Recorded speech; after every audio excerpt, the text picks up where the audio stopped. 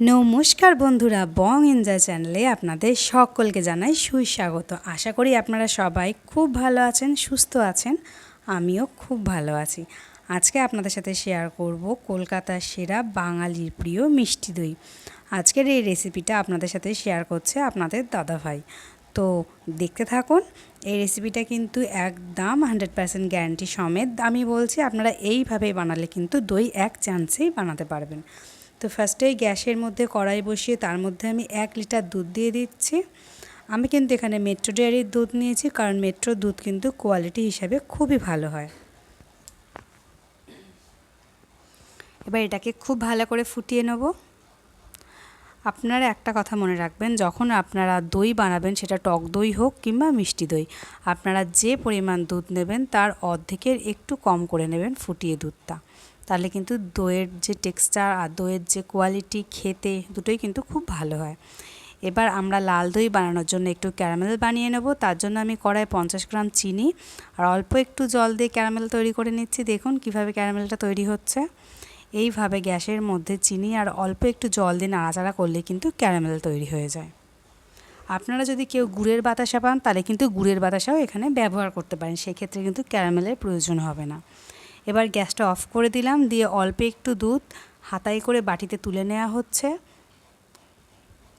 আমি কিন্তু ডিরেক্ট ক্যারামেলটাই দুধের মধ্যে দিচ্ছি না, কারণ দুধের মধ্যে ডিরেক্ট ক্যারামেল দিলে কিন্তু দুধটা কেটে যাওয়ার সম্ভাবনা থাকে। তাই ফার্স্টে ক্যারামেলটা ঠান্ডা করে তার মধ্যে কিন্তু আমি দুধটা দিয়ে মিশিয়ে নিচ্ছি। এইভাবে আস্তে আস্তে মিশিয়ে নিতে হবে। ক্যারামেলটা কিন্তু অতিরিক্ত ঠান্ডা করবে না, তাহলে কিন্তু একদম চিটচিটে মতো একটা জিনিস হয়ে যাবে। হালকা একটু গরম থাকবে, সেরকম অবস্থাতে আপনারা দুধটা মিশিয়ে নেবেন। এবার দুধ মেশানো ক্যারামেলটা আমরা ফুটন্ত দুধের মধ্যে দিয়ে দিচ্ছি। এবার এটাকে ভালো করে মিশিয়ে নিতে হবে।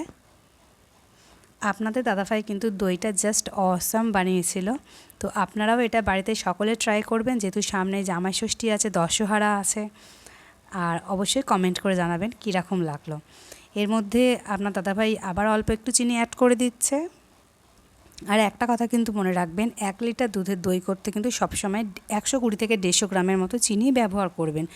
অতিরিক্ত চিনি দিলে কিন্তু মিষ্টি দই কখনোই জমবে না।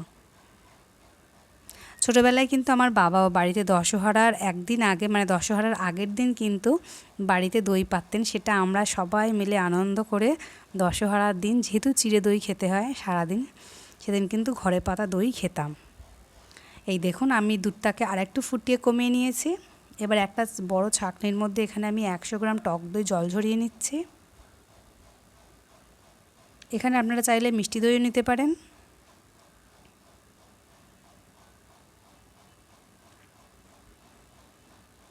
এবার এটাকে ভালো করে একটা পাত্রের মধ্যে নিয়ে নেব।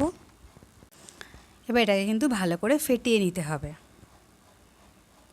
যে কোনো জিনিস ফেটানোর ক্ষেত্রে কিন্তু আপনার দাদাভাই খুব ভালো পারে। যেমন আমি বড়ি দিতে গেলেও কিন্তু ডাল আপনার দাদাভাই ফেটিয়ে দেয়।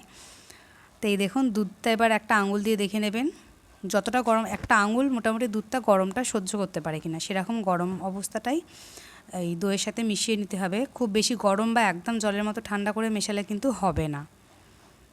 ঈষদুষ্ণ গরম থাকবে, সেরকম অবস্থাতেই কিন্তু এটাকে ভালো করে মিশিয়ে নিতে হবে।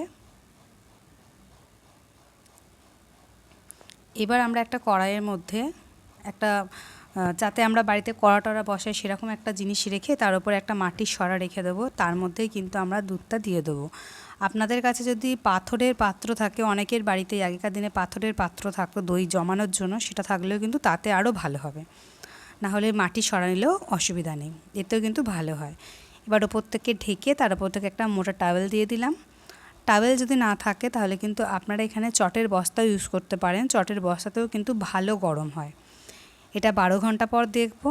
আর 12 ঘন্টা আগে কিন্তু আপনারা কেউ এটাকে মানে ছোবেনও না বা কোনো রকমভাবে নাড়াচাড়াও দেবেন না। এই দেখুন দইটা কত সুন্দরভাবে জমে গেছে।